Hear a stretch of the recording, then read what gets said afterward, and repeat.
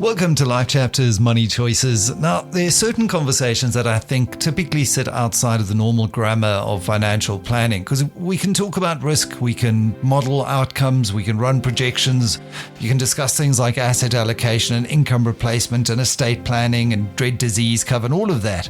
But then life happens. And, what is the old Mike Tyson saying? Everyone can have the best plan until someone punches you in the face.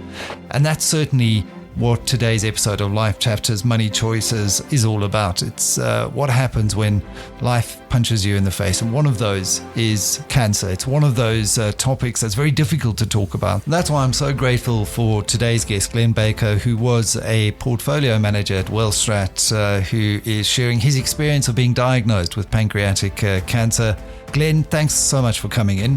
You're looking really good, to be honest. I suppose it's, I hear with cancer you do have good days and bad days. How are you doing today? Yeah, thanks. And it's actually nice to be here and chat to you and Kim. And again, thank you for the compliment. Yeah, so you do have good and bad days, and it also depends on the, in terms of hair loss and all those types of things, it depends on the drugs that are in the cocktail that feeds into you in the form of chemotherapy. Yeah. So I have been quite fortunate in that regard up until now. Glen, before we get into any of the financial planning aspects, take us back to the beginning. When did you first realize something was wrong? Well, I had a few health issues in the fourth quarter of 2024, and to be honest, they actually masked really what was going on, which was the cancer. But I was fighting infections that I couldn't cure, that wouldn't heal in my feet and in my wrist, and then that led to a couple of operations, lots of drugs and antibiotics, which then led to a few stomach issues. The stomach issues wouldn't go away, and I went for a scan in late 2024. And can you describe that moment when the diagnosis arrived? And do you remember that moment clearly, or is it something that you've kind of pushed to the back of your mind when you were diagnosed with pancreatic cancer? Yeah, I think this is kind of where the story starts. I remember it very clearly. And certainly it wasn't the gastroenterologist giving it to me was as surprised as I would have been, because we weren't looking for it. I wasn't looking for it, and he wasn't looking for it in terms of the scan either. So what actually happened in that in that moment, in that half a moment probably, is that I knew that the circumstances that were and the circumstances that are now have changed. There's been a big line in the sand, but I think I had pretty good clarity of thought, and kind of focused on the big picture as best I could.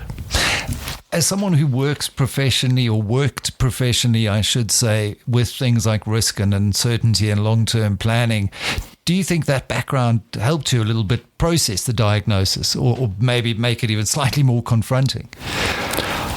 Yeah. I think that's actually probably your mind obviously has a certain way of calibrating things. And you're quite right. I've sat at trading desks and I've managed money all of my working life. So I do think that I probably look at things on a probability / quantitative kind of basis. But then there's obviously the human element as well. And, it's a frightening diagnosis for most people.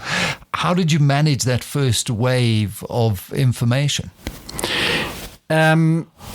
I, again, tried to keep it big picture, because I think you can clutter your mind, and I did kind of concentrate on keeping it clear and positive. Positive is the best word. Now you might say, well, it's all very well for you to say, but how did you actually do that? And I did that by kind of thinking about who I was going to tell, and the kind of circumstances in life that would unfold going forward. And I didn't want the people around me, and in particular my family and my direct family, to feel that like this was this was the end of the world, as it were.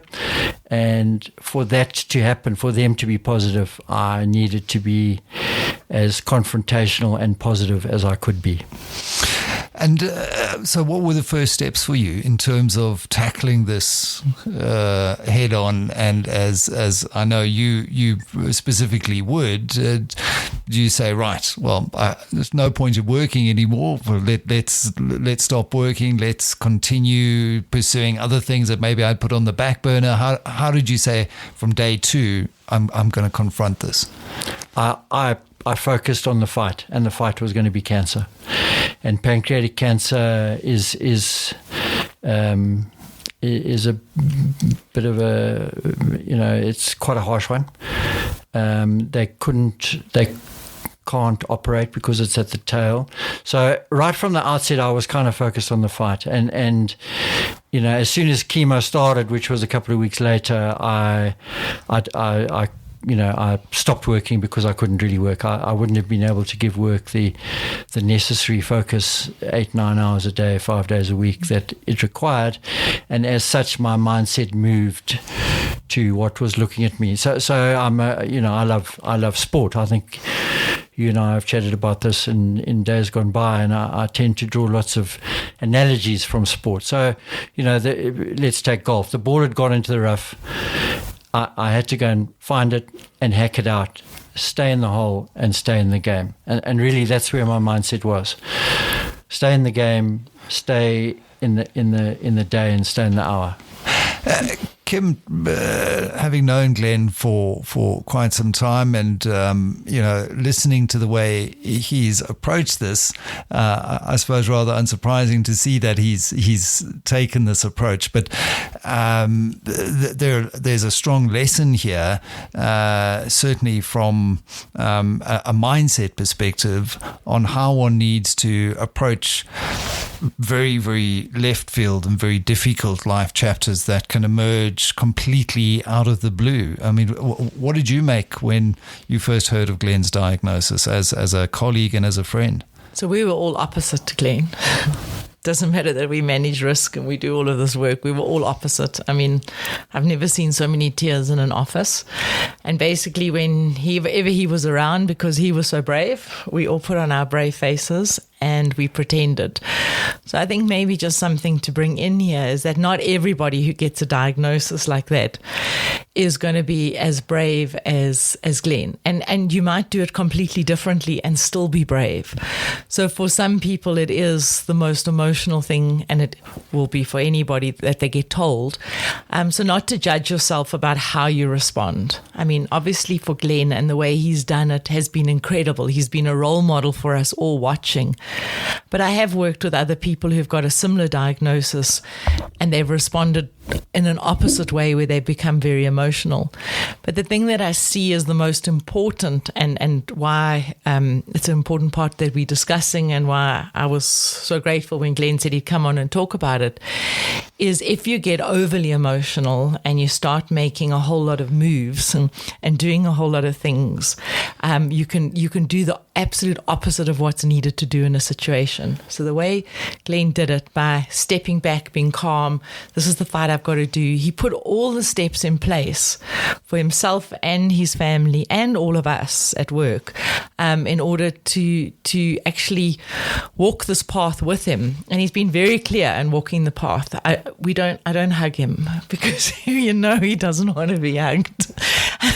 You don't cry in front of him. But so set the boundaries for the family around you and the people around you of what's going to be helpful for you. And I think so many times, you're so worried about everybody else that you don't necessarily help the people around you to also deal with this. So, yeah, I mean, I can't say I did it nearly the same way as Glen did it. Okay. Glen, did you set those boundaries up front with your colleagues when you walked into the office and said, right, chaps, we're not going to get down on ourselves. I'm going to kick this thing, using that sporting analogy, let's get our heads in the game here. Yeah, I think to a large extent. I certainly like hugging. I'm a big hugger. but yeah, I think in the work environment, as soon as you see people around you getting down, I think it must have the obvious impact. So I guess you can kind of spiral down or do your best to spiral up. Yeah, yeah. Did it change? Did it shift or alter your view of time? And just maybe bring a few things that you've been putting off to the center a bit more. And what was the next move from a work perspective? You can't work. You're not working now. No, I can't. So. I think what was the next move, and I'm going to interpret your question as how to spend your time best. Yes. So on the sometimes the chemo flattens me. So in fact it's a fairly forecastable cycle now, a 2-week cycle that I'm on at the moment. And you have chemo. I have chemos on a Tuesday, and you feel pretty cuck for a couple of days, and then you come out of it, and the second week is much better, and I certainly and I'm going to bring this into it is the support of family and of friends, and I'm extremely lucky and grateful that I have friends whose support and love has been greatly appreciated and humbling, and I see my mates for coffee, and I see my mates for lunch every now and again, and I do that. They take you on amazing trips, and I've managed to get away a couple of times on some wonderful trips. And I'm going to say this: it's sad sometimes that in life we need this to start living a bit more of the life that we'd like to live, and that sometimes we put off while we're behind the trading desk or following the markets. Sure. Or did you think that there's a lesson in that there, Glen? Yeah, I do. But what was wonderful about Glen, and that's something that stood him in such good stead. Relationships have always been important to him. So he's always made time for his mates, even though his work so hard. They've been important to him. He's always had that time for his family. So I think it's come back as a gift to Glen, but it's a gift he's been giving out for many, many years. It's not like the priorities changed. Yeah. No. It's just that you've got a bit more time. As you say, you have time to reflect. So going back to your original question about how, what's your concept of time now? There's definitely a change, and I have you. The reality is you've got a little bit you've got less to look forward to, and how do you jam pack that? And I certainly haven't been scared to look back in time and think of. And think of happy things, happy thoughts, happy occasions, and that makes me that brings a smile to my face. And I've got to ask the obvious question around the financial planning element. Sure. Were you prepared for this financially? Did you have the typical insurances that no one likes talking about, the life insurance and the dread disease and income protection, all of that? Has that allowed you to at least not have to worry about that and then focus on what should be the priority? Absolutely, and if I can, I'm just going to throw in a little bit about me and my background here. Yeah. So I've worked in the SA investment industry pretty much all of my working life, and that is now about 35, 36 years, and you would therefore make the assumption, I think people make the assumption, understandably so, is that, okay, you've got a good grip on finances, and therefore don't worry about Glen or anybody who works at any of the banks or the asset, because they'll know how to look after themselves. Yeah. And to answer your question, I do have that in place, but it's by luck. It's not by my own risk management and allocation of capital to my future. So I've been put into those products by financial advisors, and in particular Chartered Wealth, because the skills of advising and looking after the financial and holistic well-being of your client, which we would call, I don't want to bore the listeners here, a Category 1 business, which is advisory, and a Category 2 business, which is an asset management business. So think about traders, think about portfolio managers. Sure, there's an overlap, but in fact, the skills are different. Completely different. And it's a very important but frank admission as well. Yeah, and I've been lucky, but I've had all those things in place, to answer your question. Yeah. It's made a huge difference to me. Yeah, and my partner, as listeners to the podcast will know, suffered a stroke in her mid-40s, and she had also, by dint of luck, not because I was telling her, because I speak to all of these financial planners on my various platforms that you've got to do this, but through a group cover, through I think Liberty, we had a really good financial advisor at the time there, and put everyone into some kind of product that had dread disease, income protection, all of that, and again, it's not something that you sat down and said, well, what if this happens? It was through more good fortune than anything else. And thank goodness. Because it has allowed us not to have to worry about the financial element and sort of come back and then reprioritize and refocus what is actually important. And I think that's often what we miss. Certainly in the financial services industry, to your point, Glen, you think, well, people who work in financial services in particular would know this, they would understand it, they'd plan accordingly, but it is a particular skill set. Kim, do you often find that when you sit down with clients? It's a real grudge purchase. So whenever, let me go back to, even in our company, all of our staff have all of those as benefits, because we're a financial planning business, so we insist that the staff all have it. But the amount of times that we're hiring a new person who's in their early 20s and they're coming to work for us, and now we're telling them that a portion of their salary has to go to not only their life insurance, but their disability and their income protection and funeral. And you can just see the look on them. I just want more take-home money. Please, can I just rather have more take-home money? And yet when we started earlier, it just starts becoming a habit, and then we've got it in place so that if anything does go wrong, the unexpected is taken care of.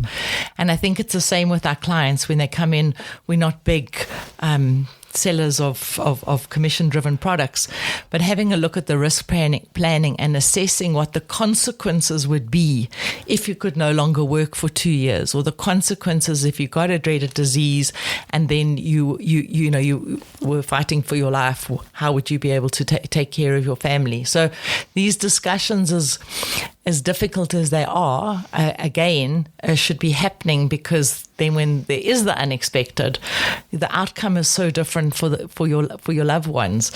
Instead, I think a lot of times in financial planning, it is more sexy, if you want to call it, where we talk about what your returns are and your investments. But this is one of those elements. So there are different elements to having a holistic financial plan. And this is definitely one of those elements that is just as important as the others. Given that, I think people often underestimate the complexity and the quantum of non-medical costs of illness. The specialist consultations, family logistics, household costs, the emotional costs of having to manage all of the paperwork as well while you're unwell. What was your experience, and what has been your experience so far, Glen, in terms of the costs of fighting this illness? Yeah, so you're absolutely right. There are ancillary costs and associated costs that that you don't really think about perhaps on day one. So I'll give you one or two examples. In my example, I was diagnosed with stage 4 pancreatic cancer. So you're advised to get a palliative team. And you know, we know what the role of the palliative team is. So they come around and check up on me, and if I need anything in an emergency, they are at hand, basically. And then obviously you've got the oncology and the chemotherapy, which is, I would say, a direct cost. But again, you know, the cocktails change sometimes. So, or the oncologist will say, okay, well, you'll have a scan and say, well, you know, this is working, we'll carry on, or this doesn't seem to be working, we need to change the cocktail a bit, and then your costs change. So it is a bit of a moving, you know, the goalposts do tend to shift. So what you've got to do is you've got to see, okay, I've got this on medical aid. I do have a fairly comprehensive medical aid, which I must say I've just whined about and moaned about most of my life. I've got 4 kids. Oh, so you I can imagine. You can imagine I was a contributor, but now I'm very glad. You know, now I'm very glad and grateful almost, because there hasn't been a question. They have a look at the facts, they ask for the records, and there really has been, it's been and those costs efficient. Running into the millions. I'm sure. Yeah. But I mean, you're 20 months in. This is stage 4 pancreatic cancer. Yeah. You're looking like you're fighting this thing. You really are, Glen. Well, it's an inspirational story, to be honest. But what do you think has been key in that for you? I would go to the support base and the kind of breadth and deepness of it, and it's always good to get up and get moving in the morning, knowing that, you know, I'll be seeing, or, you know, Mike for coffee, or going to rugby with Skip and Austin over the weekend, you know, those types of things. You're going to go watch the Springboks England this weekend at Ellis Park, of course. I am. Yeah, that's certainly the plan. It's sad to see that Saru, and just to digress a little bit, have reached, I think, their saturation point with some of the ticket prices, you know, because we're not sold out yet. Ellis Park, England. Yeah, I mean, I know. I think they've got that wrong a little bit. But then you talk to John Smith. They were in a deep financial hole through COVID, not having any ticket sales through the Lions series. I think they put them 400 million in the red. So they've had to catch up a little bit. But I suppose that's a conversation for another day. So important there, Kim, to have support, to have family, to have friends, to have that around you. And as you've said so many times on this podcast, you know, financial planning, yes, is rands and cents, but it's really about the life you want to live and the relationships you want to cultivate. That should sit at the core of our financial planning, shouldn't it? It is at the core of everything we do. So, I mean, even just as a consideration, I mean, watching Glen, he's got his financial planner. Jenny comes in, has the meetings, and the 3 of them have the meetings together and put all the plans in place. So he's had that support. And then when he's at home, he's, as he says, he's got his 4 children. They've all come home. They've been there for him. They've done what they need to do just to also show the appreciation. And I think it's given Glen the absolute strength to do this fight, because he is looking amazing. He looks way better now than he looked this time a year ago. And this time a year ago, we were all very worried about him, but the fight is in him, and it's been wonderful to watch just the actual, I suppose it's the courage of his whole family, and then him, because now we've got a role model that we're all looking at for when things are tough, because things do get tough. Exactly. I'm sure there are dark moments, Glen, days where you just don't feel all that great. For sure. How do you get yourself through those without getting too personal here? But have you developed a strategy, something that tends to lift you out of the fog? I kind of wait on. I kind of wait, and I'm patient, because you can only go on kind of what you know, and what you know is 2 weeks ago and 4 weeks ago and 6 weeks ago. And last week last year I was on chemo every week, and you know what happened last week. And so I tend to be patient. I'm certainly reading a lot more, and I am listening and inhaling podcasts at a furious rate. I have got TDS. You know what that means? Trump derangement syndrome. So I can't believe it, but I actually listen to a lot of, and I shake my head and think actually in South Africa we don't live in too bad a place. We're not governed by a maniac like that. But anyway, those are my personal opinions, and but that's how. So I keep current. You've always loved history. Yeah. I love the Ruckman podcast at the moment. I think he had some great guests on recently talking about the kind of Indo-Pacific political theatre and how that's changing with what's going on with Xi Jinping and his leadership for life. And there is so much opportunity in today's world to inhale information through, what do they say, through a fire hose almost. At the same time, I also worry about the advent of AI and it kind of that the slop that it's producing, the effect it might have on us cognitively, people who lean too heavily into this technology, the cyber risks that it's introducing. We're talking about this as well, Kim. I want to bring it back to your financial planning a little bit, if you don't mind, Glenn. And I mean, you're obviously a seasoned veteran portfolio manager, so you understand financial resilience really, really well. When it became personal, was there anything that maybe some of the theory didn't quite capture quite as neatly for you? And did you sit down and after processing this, sit down there with your financial planner and say, right, this is now how the plan has got to shift? Are you talking about specifically in terms of the financial products and the returns that the portfolio generates, or are you talking about the more holistic life for you, approach? the more holistic life approach, and this is now how much I want to leave behind, or how did that conversation go for you personally? It was pretty easy. I didn't struggle with it, and Steph, who's my planner and also was a colleague for 3 or 4 years, I know she's as sharp as a button. I know that she knows me personally, and she will get to know my family better and better over time, and I was completely comfortable with that. So nothing really needed to change except the focus being on, rather than her focusing on me as the client, is to focus on Jenny and the kids as the client. Did you then bring them into the conversations a whole lot more than you had been previously? Yeah. Certainly, Jenny on a direct basis, and the kids at home. Yeah. So what did that entail in detail? Have you got now much more a letter of wishes or an expression of your will codified and in paper? I have, but it hasn't changed. It hasn't changed at all. At this point, it hasn't changed.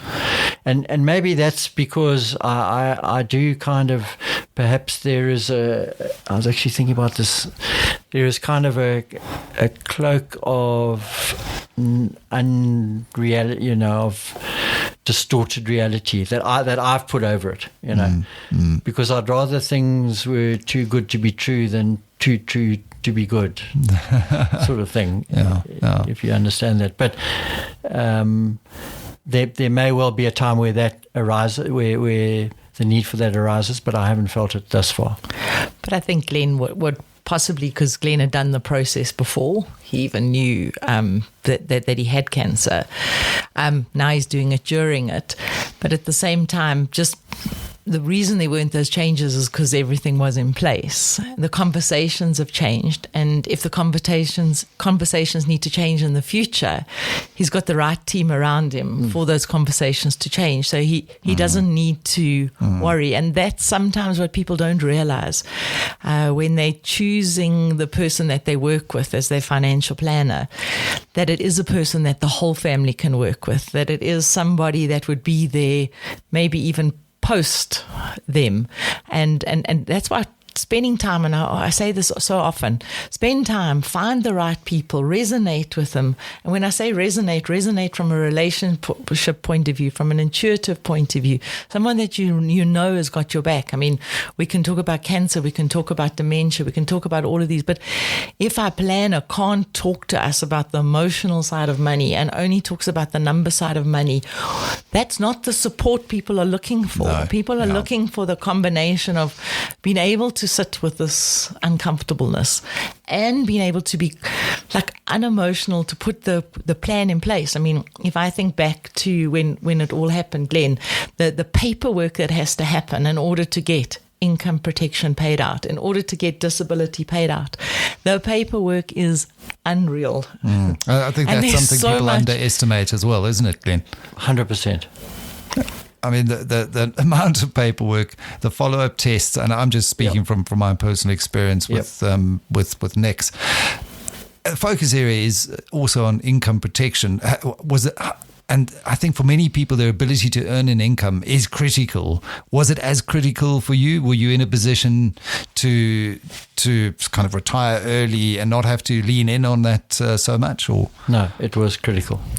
And the real life example is that I honestly think that if my income had gone to zero on the day that I stopped working, which was very soon after my diagnosis, we would have had to sell our house and downscale a bit. I think that would have had to come to pass. Well, I mean, that's not just breathing room, I think, and it's just a stark reminder that these products, yes, they're grudge purchases, as you said, Kim, but they are vitally, vitally important, aren't they? Absolutely. How do you approach getting the balance right? And I recall us chatting the other day to Dr. Ryan Fuller about increasing life insurance, and as you approach 50 and then 60, you've got to pay a lot more. But how do you get the balance right? Where should your focus be around income protection, disability? I think for many people that becomes a bit of a tricky conversation. Well, from my side, when you're doing it again, is to look at the whole picture. So if you just mentioned, if you do have retirement investments and you do have other investments, how much would that play a part in it? And if they are not, say they are short, then you would need to have more of these insurances. So I think always looking at the holistic picture, because they're all the elements are important. A lot of times people just go, well, I'm just going to have life insurance. But that's not taking care of a time like this. So it is way better to make sure that you have a part of income protection, a part of dreaded disease, and a part of your life insurance. And you can look at those numbers, but it needs to be taken into account with all your other numbers. And this is where I think people get it so wrong. Somebody comes to sell them something, it's a little bit, they fear sell them, what will happen to your family. They make up a number, and you got that number when you were 35. Like, have you reassessed it to look what you need when you're 55? So it should be just part of your planning process that's just brought up on a regular basis. And I think there's a big difference between having cover and understanding cover, because not all cover is the same. Sometimes there's big exclusions that you'd word to worry about, or there's waiting periods. And in a situation like this, the last thing you want to be doing is waiting, 6 to 9 months. Or Kim, what is your experience around how people understand actually what it is that they're buying? Well, they don't even know what income protection is. So I've seen cases where people have been sold income protection, but they stay-at-home moms. So it's got to relate to what you're earning. And it's again also with when you get, so let's take cancer for example. If you're stage 1, you'll only get a percentage of your payout of your dreaded disease. I'm not talking income protection, I'm talking the dreaded disease. Stage 2, you get another payout 3 and 4. So you need to have somebody that explains it to you, as opposed to just rushing. Because what do we all do? We're busy. We're so busy. We rush in. Yeah. Okay, I need it. Yeah, you're right. I need it. What do I need? $1 million? Do I need $2 million? And then we sign the paper, and then we quickly get on with our lives. It's just, I suppose it's just been a little bit more intentional. It's actually going, if this happened, would we have it? If this happened, wouldn't we have it? It's a discussion. And you know what? That discussion can take take half an hour that you can do once a year, and then it's in place. Instead, what do we do? 4, 5, 6, 7, 10 years, 20 years? We haven't re-looked at it, and sometimes the inflationary increases on keeping up with our lifestyle expenses, because we've just got so many expenses. Yeah. I mean, as our kids are getting older and they're going to, high school, and then they're going to university, our expenses rise hugely. And so many of them now choosing international universities because they're seeing what's happening to some of our local institutions ever since the former president, in his infinite wisdom, ignored the HERE Commission and just said, let's have fee-free tertiary education. Those costs, try sending a kid to a university and paying euros and trying to find accommodation, all of those things, they certainly add up. Obviously, and I think we focused on a lot of this over the podcast series, and the heart of these big life events is really the quality of the structures that we built beforehand often determine the quality of the outcomes. So what structures would you say matter most when illness arrives? And what we've heard from you, Glen, is that having a good medical aid, and everyone whinges about their medical aid, but you've got good cover when that happens. It actually comes in handy. Income protection. What else haven't we touched on that you found important?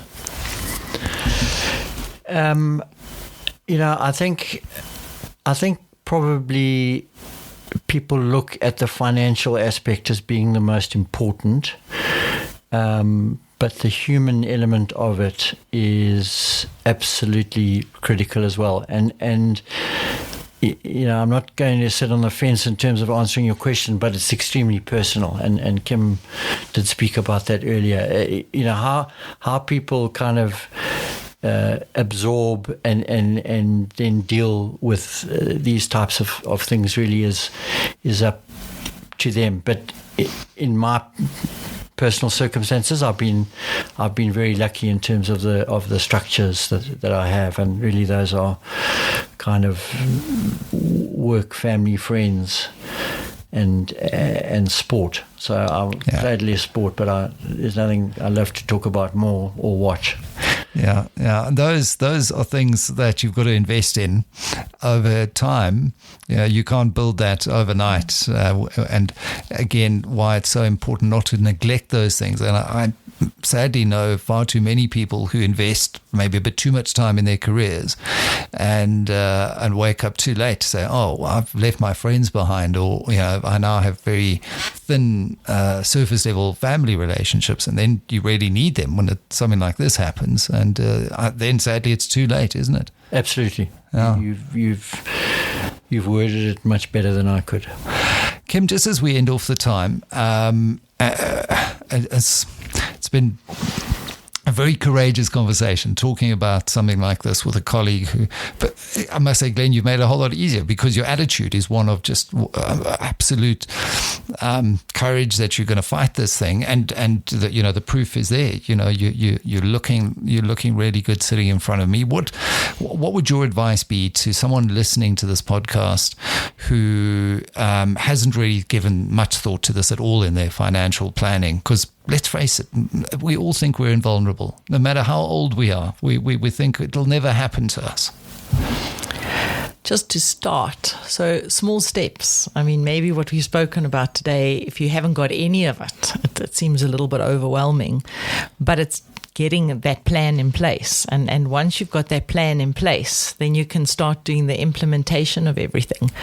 But if you're sitting listening to this and then you do nothing about it, then your outcome won't necessarily be what you want it to be. So like all financial planning, it's taking that time and investing it for yourself and going, I'm going to get off my busy hamster wheel of life, and I'm going to look into all these aspects and get a financial plan. But I think what I'm leaving today with more is do that in parallel to making sure that you are spending focused amount of time with the people you love and the people who are there for you, and be there for them also. So I'm leaving with that as my biggest takeout. And Glen always teaches me a lot every time I have a conversation with him. And for me, it would be that.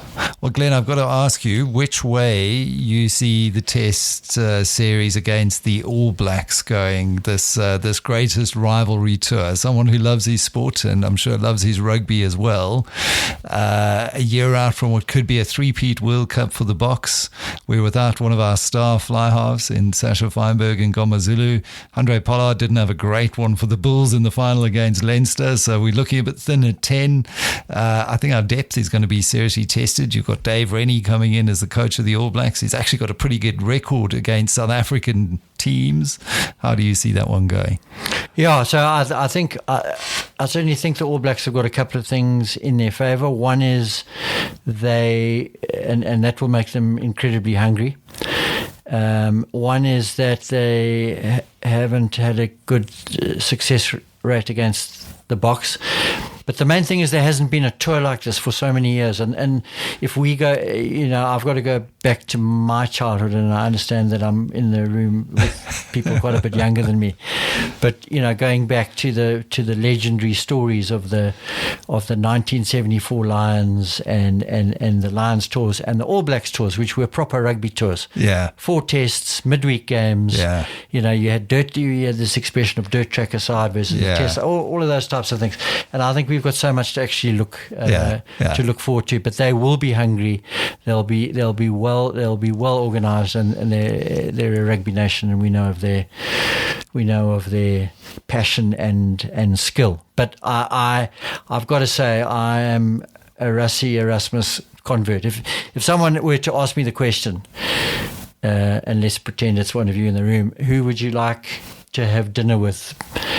I would have dinner with Rassie. Yeah, because he's changed the game, and he's actually changed. He's gone a long way to change the mood of the country, because I think rugby is now an aspirational sport to such an extent that I think it will hold us in good stead, and we won't always be the number one rugby nation, but we certainly are a very powerful one. And I would say that man to man, we would have a better side than the All Blacks.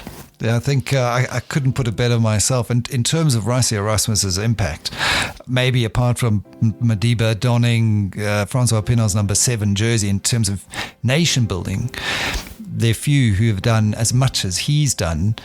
And anyone who's watched Chasing the Sun, go and have a look at how he approached things like transformation. I know in business we have this debate around BE, the costs versus the benefits. Is there a sunset clause? Can we just move to a merit-based?